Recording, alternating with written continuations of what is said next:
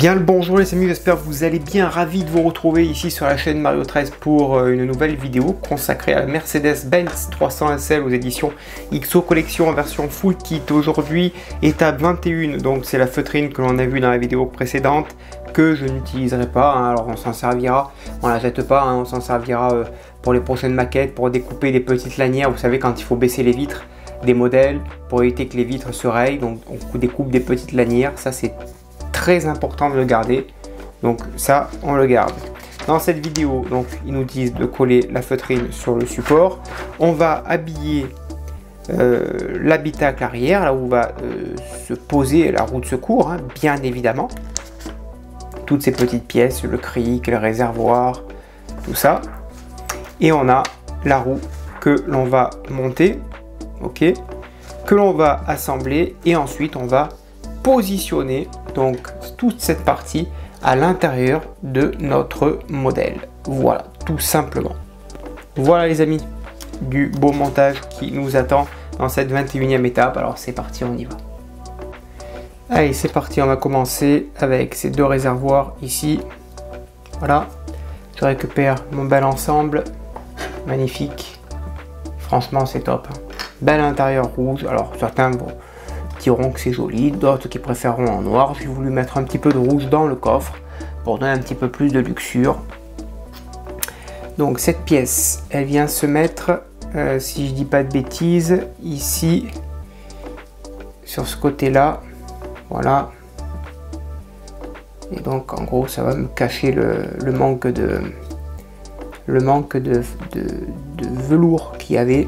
Donc on prend ça, on va prendre des vis JP. Et on va les fixer. En plus, je suis plutôt content qu'il y ait une grosse pièce qui vienne se mettre ici parce que j'avais le velours qui avait tendance à se décoller sur ce côté-ci parce que je l'ai beaucoup manipulé là pour le remettre en place. Donc autant vous dire que je suis bien content que cette pièce va me tenir le velours en place. Donc là, tac et tac, tic et tac, voilà. Ça se positionne et à l'arrière, on y met nos deux vis. Voilà, le JP. Et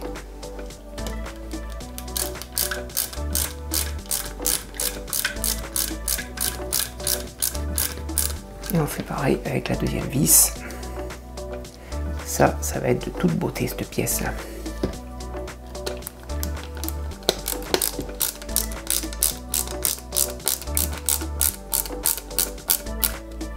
Voilà. De toute beauté, franchement. Top, ça maintient bien la feutrine en place. Ah, c'est superbe, superbe.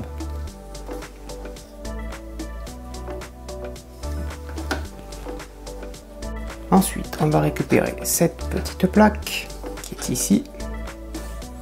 On la positionne là. Voilà, là, il y a un petit détrompeur aussi, ça devrait rentrer. Voilà, parfait. Et de l'autre côté, une vis JP.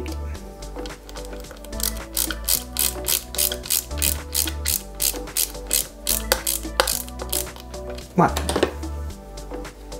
top.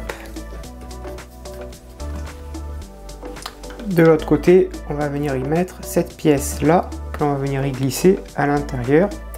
Alors ils disent de la fixer avec des vis, mais alors avant de la fixer, il faudrait d'abord la faire rentrer. Voilà, top. Quand même vérifier ma feutrine, pas de problème. Hop là, on va rectifier ça pour un peu plus de précision ici. Hop, on va enfoncer ce qui dépasse un petit peu.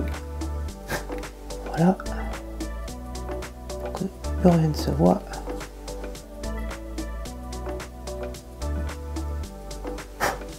De toute façon, elle va venir à la roue au milieu, hein, donc. Et là, dedans, on va y mettre deux vis HP pour tenir le tout. Ensuite, je viens y mettre comme ce petit pistolet d'essence. Je sais pas ce que c'est en fait, c'est écrit en anglais, donc autant pour moi, à part vous dire cette pièce. Et de l'autre côté, on vient y mettre une vis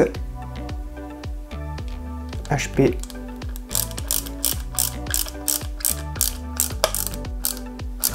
Voilà, qui la maintient sur son support.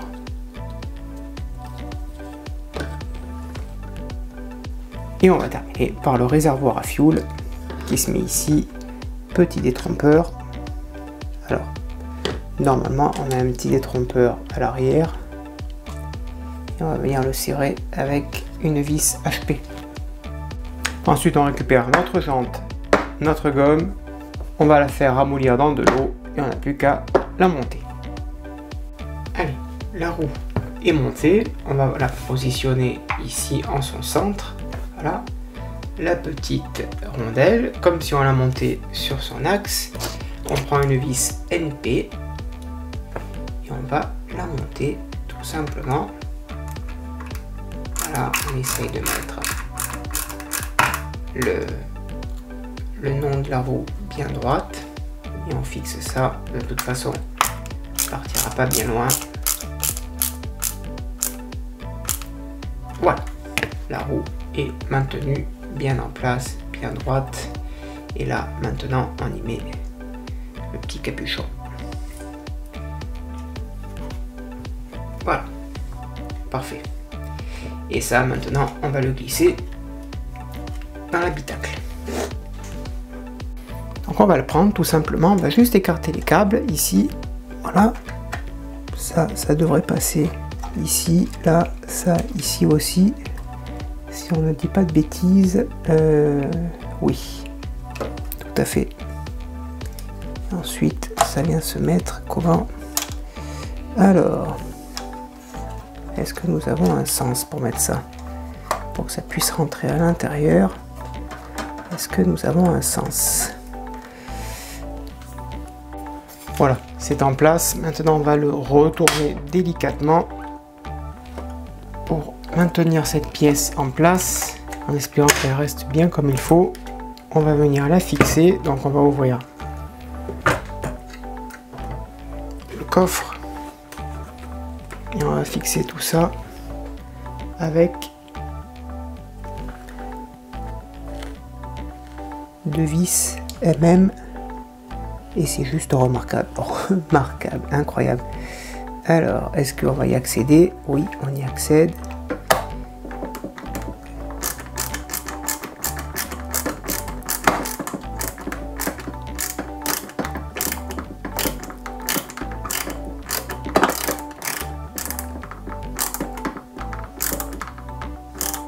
Voilà, et on fait pareil de l'autre côté. Voilà donc le résultat à l'intérieur. Vous voyez bien qu'il y a deux petits points noirs, c'était pour les vis. Et bien on va les cacher. J'ai fait avec une poinceuse des petits cercles rouges. Je vais les cacher directement. Voilà. Tout simplement les amis. Et je crois qu'on arrive au terme de cette vidéo. Voilà, je vous montre l'intérieur.